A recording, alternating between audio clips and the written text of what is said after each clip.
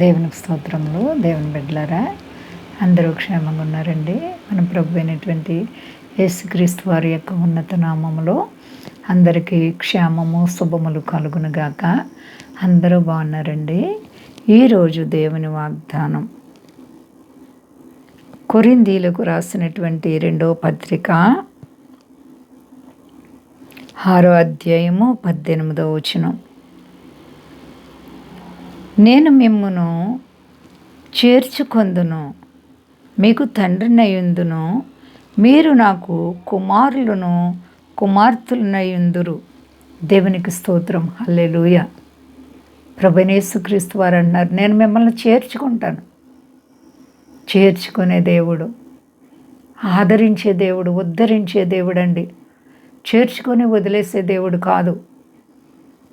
ఆయన ఎప్పటికీ కూడా మనల్ని హత్తుకొని ప్రేమించి జలములలో పడి దాటినప్పుడు కూడా మనకు తోడై ఉండే దేవుడు. అగ్ని వంటి మహాశ్రమలు వచ్చినా మనకు తోడై ఉండే దేవుడు. చేర్చుకుంటాను, నేను మిమ్మల్ని చేర్చుకుంటాను, మీకు తండ్రినయుందును. హల్లెలూయా. తండ్రి, ఈ లోక సంబంధమైనటువంటి తల్లిదండ్రులు మనల్ని విడిచిన దావీదు అంటారు, నా తల్లిదండ్రులు నన్ను విడిచిన యెహోవా నన్ను చేరదీయును. ఆయన చేరదీసుకునే దేవుడు. ఎంత గొప్ప దేవుడో చూడండి. కాబట్టి ఆయనకి మనము కుమారులమును కుమార్తెలమై ఉండేలాగా ఆయన మనల్ని ప్రేమిస్తున్నారు. ప్రియబిడ్డ, నీవు యేసు ప్రభు బిడ్డగా జీవిస్తే ఆయనకి కుమార్తెవే. ప్రియ సహోదరి, సహోదరా, నీవు ఆయనకి కుమారుడిగా జీవించాలంటే ఆయన్ని నువ్వు చేర్చుకోవాలి. మొదట ఆయన్ని నువ్వు చేర్చుకున్నారు, కానీ ఆయన నీ కొరకు గొప్ప రక్షణ సిద్ధపరిచారు. గొప్ప రక్షణ సిద్ధపరిచినటువంటి దేవునికి నువ్వు కృతజ్ఞత కలిగి ఉన్నావా?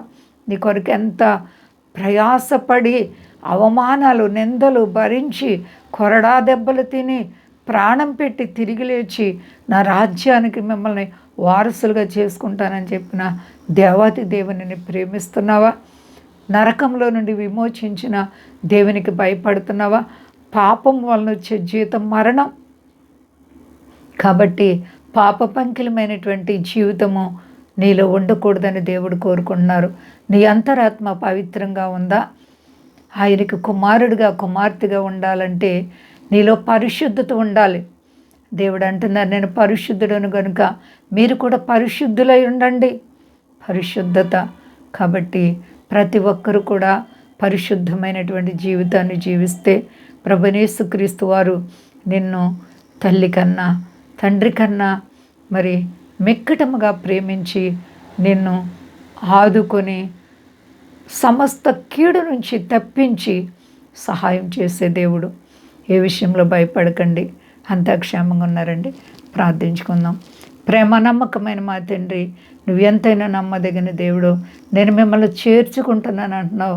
అవును ప్రభువా, నువ్వు మమ్మల్ని చేర్చుకొని కుమారులుగా కుమార్తెలుగా స్వీకరించావునైనా. నీ కృప చేత ఈ రోజు వరకు సజీవంగా ఉన్నాం. నీ కోట్లాది స్తోత్రాలు, వందనాలు. పరిశుద్ధాత్ముడా, అలాగే మా దేశాన్ని, దేశ నాయకులను కాపాడండి. మా దేశ ప్రజలందరినీ రక్షించండి. మీ దాసులను కాపాడండి. అయ్యా, కడవరి దినాల్లో, అంచె దినాల్లో ఉన్నాం. నీ కృప కాపుదల సర్వ ప్రపంచానికి అనుగ్రహించండి ప్రభువా. సమస్త దేశాలకి శాంతి భద్రతలు ఇవ్వండి ప్రభువా. ఆశీర్వదించండి. రోగులైతే ముట్టి బాగుచే, రుణాలు సమస్యలు విడిపించి మీ నామం గొప్ప చేసుకొని స్వస్థతలు ఇచ్చి మహిమ పొందు. శక్తి గలేసేనామని అడుగుచున్నాను తండ్రి. ఆమేన్. అందరికీ వందనాలండి. మా కొరకు పరిచయం కొరకు అందరూ ప్రార్థించండి.